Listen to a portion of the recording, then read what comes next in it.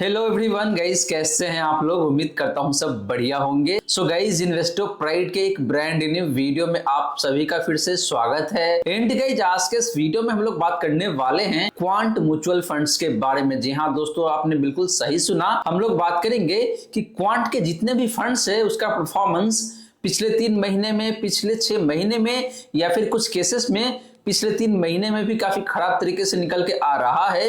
तो इसके पीछे रीजन क्या है, वो एग्जैक्ट रीजन जानने की कोशिश करेंगे और आने वाले टाइम में इन सारे फंड्स का जो परफॉर्मेंस है वो कैसा होने वाला है। तो अगर आपने ऑलरेडी इन्वेस्ट किया हुआ है या फिर आप प्लान कर रहे हैं क्वांट के किसी भी स्कीम में इन्वेस्ट करने का, तो ये वीडियो आपके लिए बेहद ही इंपॉर्टेंट हो जाता है। और गाइज, अगर आप साल 2025 में म्यूचुअल फंड में लमसम के माध्यम से इन्वेस्ट करना चाहते हैं और अभी जो गिरता हुआ बाजार है उसका फायदा उठाना चाहते हैं, तो इस पे मैंने काफी डिटेल में एक वीडियो बना रखा है। उस वीडियो का लिंक मैं आपको आई बटन में दे दूंगा, तो आप उस वीडियो को भी जाके देख सकते हैं। तो गाइज, जैसे मैंने आपको बताया कि भाई आज के इस वीडियो में हम लोग बात करने वाले हैं क्वांट म्यूचुअल फंड्स के बारे में, और क्वांट म्यूचुअल फंड का जो अंडर परफॉर्मेंस है उसके पीछे रीजन क्या है, तो इस पे बात करेंगे।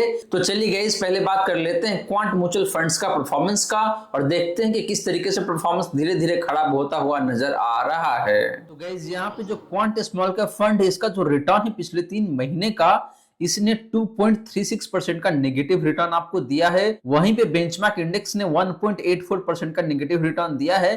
तो पिछले 3 महीने में इस फंड का जो परफॉर्मेंस है वो खराब रहा है बेंचमार्क के कंपैरिजन में। सिमिलर सा कहानी है पिछले 6 महीने में, लास्ट के 6 मंथ में भी इस फंड ने आपको मोटा मोटी 0.8% के आसपास का रिटर्न दिया हुआ है। एग्जैक्टली बात करें तो 7.71% का। एंड बेंचमार्क इंडेक्स ने आपको पिछले 6 महीने में 12.75% का रिटर्न बना के दिया है। तो लास्ट के 6 मंथ में भी क्वांट स्मॉल कैप फंड ने अपने बेंचमार्क इंडेक्स को अंडर परफॉर्म किया हुआ है। वहीं बात करें पिछले 1 साल का, या फिर पिछले 3 सालों का, या फिर पिछले 5 सालों का, तो यहाँ पे रिटर्न देखे तो काफी अच्छा दिखने को मिल रहा है। लेकिन जो रिसेंट पास्ट का परफॉर्मेंस है, यानी कि लास्ट के 3 महीने का एंड लास्ट के 6 महीने का, इसकी वजह से इस फंड का जो परफॉर्मेंस है पिछले 3 सालों का, ये भी धीरे धीरे खराब होता हुआ नजर आ रहा है। यहाँ पे बात करें गाइस क्वांट टैक्स प्लान का, तो इस फंड का भी जो परफॉर्मेंस है ऑलमोस्ट सिमिलर लाइन पे ही दिखने को मिलता है।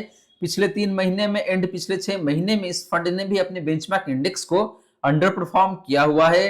एंड बात करें पिछले 1 साल का, तो यहाँ पे भी इस फंड का अंडर परफॉर्मेंस दिखने को मिल रहा है। एंड बात करें पिछले 3 सालों का और पिछले 5 सालों का, तो यहाँ पे रिटर्न बेहतर दिखने को मिलता है अपने बेंचमार्क इंडेक्स के कंपैरिजन में। बात करी गई क्वांट मल्टी एसेट फंड का, तो इस फंड का भी कहानी ऑलमोस्ट सिमिलर लाइन पे ही दिखने को मिल रहा है। हालांकि पिछले 3 महीने में इस फंड ने बेहतर परफॉर्म किया हुआ है बेंचमार्क के कंपैरिजन में। पिछले 6 महीने में भी इस फंड का रिटर्न बेहतर दिखने को मिलता है। लेकिन guys, quant multi cap fund जो है बहुत ज्यादा फेमस नहीं है अपने कैटेगरी में। बात करें गाइस क्वांट एक्टिव फंड का, तो इस फंड ने भी पिछले 3 महीने में अपने बेंचमार्क को अंडर परफॉर्म किया हुआ है। पिछले 6 महीने में भी कहानी सिमिलर सा ही दिखने को मिलता है। लास्ट के 6 मंथ में भी इस फंड ने आपको मोटा मोटी 2% के आसपास का नेगेटिव रिटर्न बना के दिया हुआ है। वहीं बेंचमार्क ने आपको मोटा मोटी 8.5% का पॉजिटिव रिटर्न बना के दिया हुआ है। तो बेंचमार्क के कंपैरिजन में पिछले 3 महीने में और पिछले 6 महीने में भी क्वांट एक्टिव फंड का जो रिटर्न है खराब दिखने को मिलता है। वहीं बात करें पिछले 1 साल का, या फिर आपका पिछले 3 सालों का, या फिर पिछले 5 सालों का, तो यहाँ पे रिटर्न बेहतर दिखने को मिल रहा है। बात करें guys quant large and mid cap fund का, तो इस फंड का जो रिटर्न है पिछले 3 महीने का, ये काफी खराब दिखने को मिल रहा है। मोटा मोटी 8.49% का नेगेटिव रिटर्न है, जो कि बेंचमार्क के कंपैरिजन में देखे तो ऑलमोस्ट 4-5% कम परफॉर्म करके दिया हुआ है। सिमिलर सा कहानी है लास्ट के 6 मंथ का, यहाँ पे भी रिटर्न देखे तो बेहद ही खराब दिखने को मिलता है अपने बेंचमार्क के कंपैरिजन में। बात करें लास्ट के 1 ईयर का, या फिर पिछले 3 सालों का, या फिर पिछले 5 सालों का, तो यहाँ पे रिटर्न बेहतर है अपने बेंचमार्क इंडेक्स के कंपैरिजन में।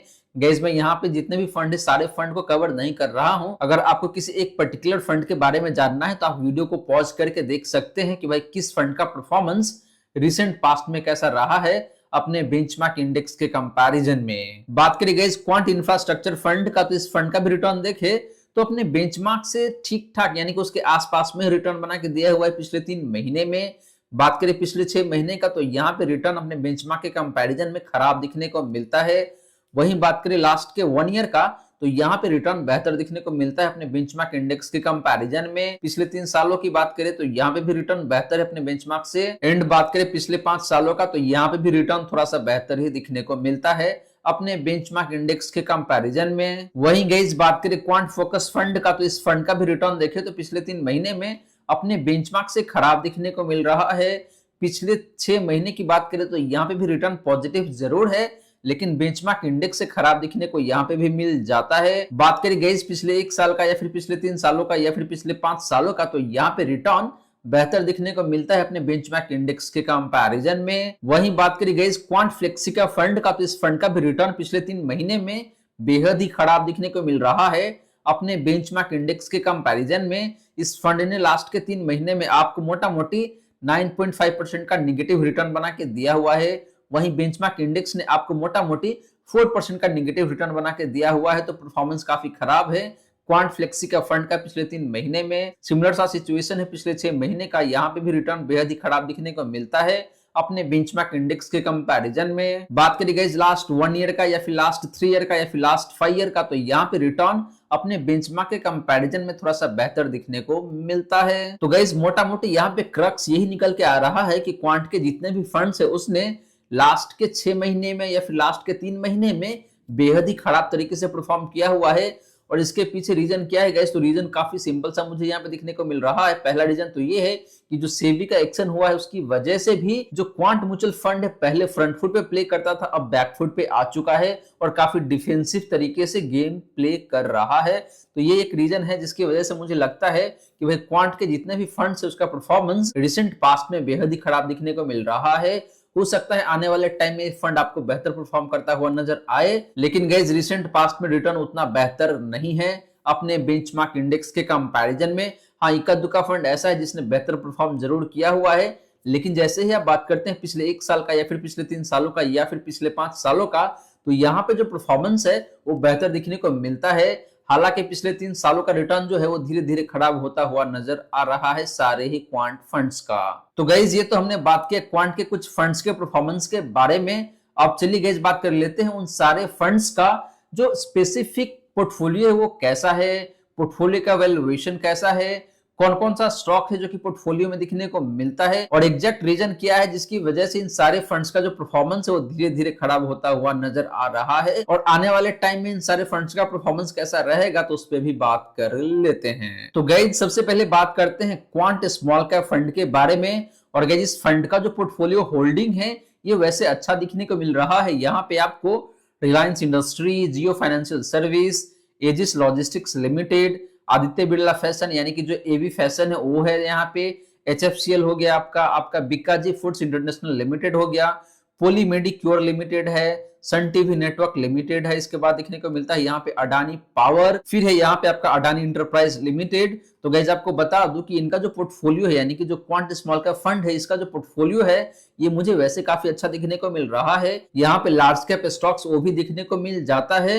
तो गाइस लार्ज कैप स्टॉक्स देखा जाए तो धीरे धीरे करके परफॉर्म करता है, बहुत तेजी से नहीं भागता है। तो ये भी एक रीजन है जिसकी वजह से मुझे लगता है कि क्वांट स्मॉल कैप फंड का जो परफॉर्मेंस है पहले के कंपैरिजन में थोड़ा सा कम दिखने को मिल रहा है। इसके अलावा गाइस यहाँ पे देखिए तो टोटल जो equity and equity related instrument है वहां पे मोटा मोटी 91-92% का होल्डिंग दिखने को मिलता है, और आपका जो 8.09% होल्डिंग है वो मनी मार्केट इंस्ट्रूमेंट में है यानी कि जो फिक्स इनकम सिक्योरिटीज होता है उसमें इन्वेस्ट किया हुआ है। तो गाइस जिसको देखने से भी यही पता चलता है कि जो क्वांट स्मॉल कैप फंड के जो फंड मैनेजर है उसका जो सोच है वो चेंज हो चुका है। अभी वो बैकफुट पे जाके प्ले कर रहे हैं। पहले ये लोग क्या करते थे कि भाई एकदम अग्रेसिव रूप से इन्वेस्टमेंट करते थे स्टॉक मार्केट में, लेकिन अभी देखा जाए तो जो मनी मार्केट इंस्ट्रूमेंट है लाइक आपके फिक्स इनकम सिक्योरिटीज वहां पे इन्वेस्ट भी किया हुआ है इन्होंने मोटा मोटी 8% का, या फिर इनके पास कैश भी पड़ा होगा। तो गाइज ये कुछ रीजन है जिसकी वजह से मुझे लगता है कि भाई क्वांट स्मॉल कैप फंड का जो परफॉर्मेंस है हाल फिलहाल में खराब हुआ है, लेकिन मुझे लगता है कि भाई आने वाले टाइम में इस फंड का जो परफॉर्मेंस है वो बेहतर हो सकता है। अभी देखें तो इसका फंड साइज मोटा मोटी 27,000 करोड़ का है। पहले फंड साइज कम था तो फंड को मैनेज करना आसान था, लेकिन अभी जो फंड साइज ये काफी ज्यादा हो चुका है तो यहाँ पे फंड को मैनेज करना भी थोड़ा डिफिकल्ट हो जाता है। तो ये भी एक रीजन है जिसकी वजह से मुझे लगता है कि भाई इस फंड का जो परफॉर्मेंस है पहले के कंपैरिजन में थोड़ा सा कम हुआ है, या फिर यूं कह लीजिए पहले के कंपैरिजन में इस फंड का जो परफॉर्मेंस है वो अभी आके रिजनलाइज हुआ है। बात करेंगे इस quant ELSS tax saver fund का, तो इस फंड का भी देखिए तो मोटा मोटी सिमिलर सा कहानी है। यहाँ पे भी देखे तो आपको रिलायंस इंडस्ट्री दिखने को मिल जाएगा, जियो फाइनेंशियल सर्विस है, मदरसन सुमी है, अडानी पावर दिखने को मिल जाएगा, LIC है, लार्सन एंड टोब्रो है, ग्रासिम इंडस्ट्री दिखने को मिल जाएगा, ऑरोबिंदो फार्मा है, डिविस लैब है, NTPC लिमिटेड है। इसके बाद देखा जाए तो यहाँ पे equity and equity related instrument में 96.62% का होल्डिंग है। एंड बात करें मनी मार्केट इंस्ट्रूमेंट का, तो यहाँ पे 3.38% का होल्डिंग दिखने को मिलता है। तो गाइस इस फंड का भी देखे तो सिचुएशन ऑलमोस्ट सिमिलर सा देखने को मिल रहा है। ये फंड भी देखे तो थोड़ा सा बैकफुट पे जाके प्ले कर रहा है। अपने पोर्टफोलियो में जो टॉप होल्डिंग है वो लार्ज कैप स्टॉक्स में दिखने को मिलता है, और हिस्टोरिकली देखा गया है कि जो लार्ज कैप स्टॉक्स होता है वो थोड़ा सा कम परफॉर्म करता है small cap and mid cap के कंपैरिजन में। तो इसीलिए आपको दिखने को मिल रहा है कि भाई हाल फिलहाल में क्वांट ELSS फंड का भी जो परफॉर्मेंस है वो धीरे धीरे कम होता हुआ नजर आ रहा है, या फिर बेहतर यहाँ पे ये कहना होगा कि भाई क्वांट के जितने भी फंड है उसका जो परफॉर्मेंस है वो अब जाके रेशनलाइज हुआ है।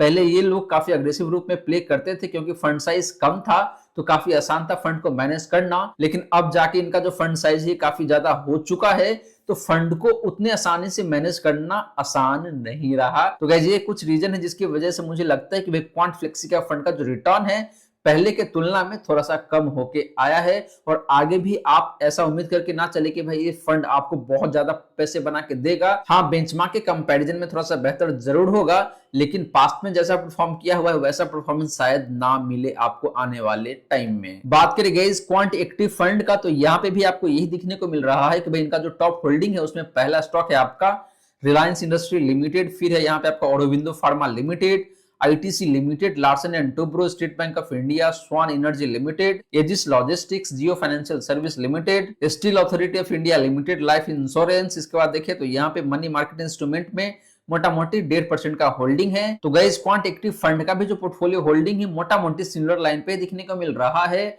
लार्ज कैप स्टॉक्स में ज्यादा पैसे डाल रहा है, बनस्पत mid cap and small cap stocks. बात करें guys Quant mid cap fund का, तो इस फंड का भी जो पोर्टफोलियो है मोटा मोटी सिमिलर लाइन पे दिखने को मिल रहा है।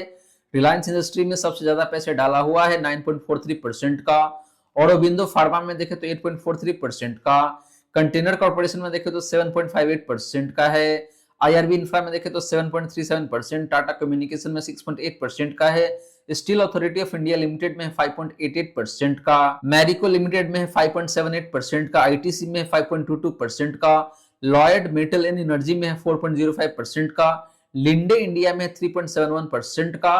तो इस तरीके से देखें तो equity and equity related instrument में 9.91% का होल्डिंग है क्वांट मिड कैप फंड का, एंड मनी मार्केट इंस्ट्रूमेंट में जो इन्वेस्टमेंट है जो 8.09% का है। तो guys Quant mid cap fund defensive तरीके से प्ले कर रहा है, ज्यादातर पैसे लार्ज कैप स्टॉक्स में डाला हुआ है, या फिर जो काफी fundamentally strong mid cap stocks है उसमें डाला हुआ है, और कुछ पैसे को मनी मार्केट इंस्ट्रूमेंट या फिर जो फिक्स्ड इनकम सिक्योरिटीज है वहां पे भी डाला हुआ है। तो guys Quant mid cap fund भी देखे तो यहाँ पे डिफेंसिव तरीके से ही प्ले कर रहा है, अग्रेसिव प्ले नहीं कर रहा है।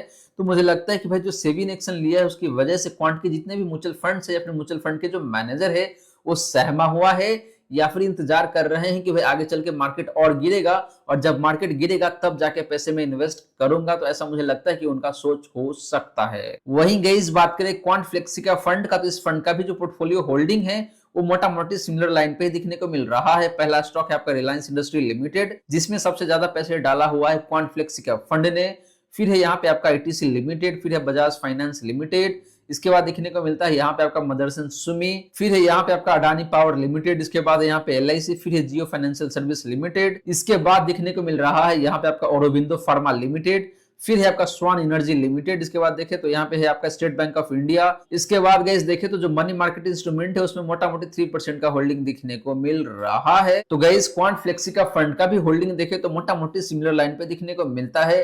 और गाइस अभी तक जितने भी फंड के बारे में हमने डिस्कस किया है सारे फंड में जो पोर्टफोलियो है वो काफी कॉमन दिखने को मिलता है।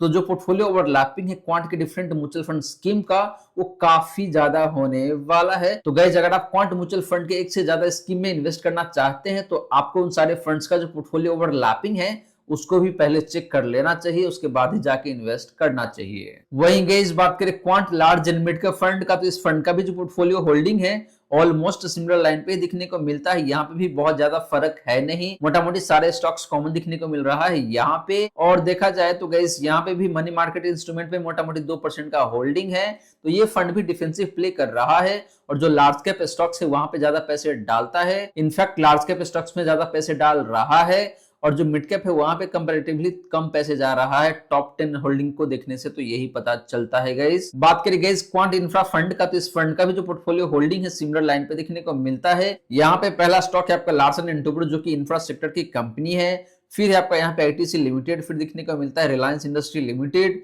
इसके बाद है यहाँ पे आपका टाटा पावर लिमिटेड, फिर दिखने को मिलता है मदरसन सुमी। इसके बाद है यहाँ पे एलआईसी, फिर है कल्याणी स्टील्स लिमिटेड, फिर दिखने को मिलता है आपको यहाँ पे एफकॉन इंफ्रास्ट्रक्चर लिमिटेड। इसके बाद है यहाँ पे आपका एनसीसी लिमिटेड, फिर है अडानी पावर लिमिटेड। और मनी मार्केट इंस्ट्रूमेंट में देखें तो मोटा मोटी आधे % का होल्डिंग दिखने को मिल रहा है। तो गाइस इस फंड का भी जो पोर्टफोलियो होल्डिंग है मोटा मोटी सिमिलर लाइन पे देखने को मिल रहा है। हालांकि बाकी के जो फंड हमने डिस्कस किया उससे थोड़ा सा अलग जरूर है, क्योंकि ये एक सेक्टोरल फंड है, इसलिए थोड़ा सा यहाँ पे डिफरेंस दिखने को मिल रहा है। तो गाइज ये रही सारी की सारी बातें जो हमने किया आज के इस वीडियो में। और गाइज यहाँ पे देखा जाए तो क्वांट म्यूचुअल फंड्स का जो परफॉर्मेंस है पिछले 3 महीने में और पिछले 6 महीने में यहाँ पे काफी खराब हुआ है, और कुछ केसेस में पिछले 3 सालों का जो परफॉर्मेंस है वो भी खराब होता हुआ नजर आ रहा है। तो गाइज इसके पीछे रीजन क्या है वो मैं ऑलरेडी आपको बता दिया है।